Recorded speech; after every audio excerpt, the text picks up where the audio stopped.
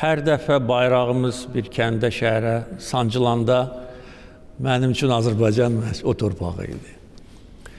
Nə deyim, 8 noyabrdan sonra nəzarətdə olmayan torpaq mənim üçün Azərbaycan idi. O torpağı qaytarmaq necə? Bəziləri deyirlər ki, heç kim imkan verməz. Bəziləri deyirdilər ki, daha bu qədər iş görmüsünüz, daha bəsdir.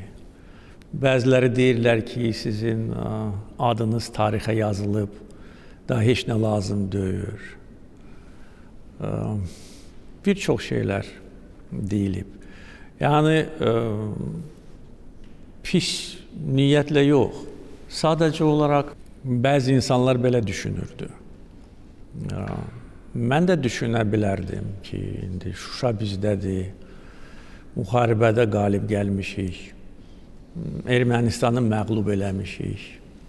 Orada 2000 Rus zabiti, əskəri yerləşib. Qalsın sonraya. Bəziləri qalsın sonraya. Mən də elə düşünə bilərdim. Amma mənim üçün torpaq o idi, Azərbaycan o idi. Xankəndi idi, Xocalı idi. O da artıq azad olundu. İndi, necə deyək, torpaq deyəndə sözün düzü daha çox torpağın o keyfiyyətinə mən baxıram. Harada daha münbit torpaq var, harada yaxşı əkin aparmaq olar. Qarabağa gedəndə baxıram, görürəm burada qara torpaq deyirəm, nə gözəl məhsuldar torpaqdır.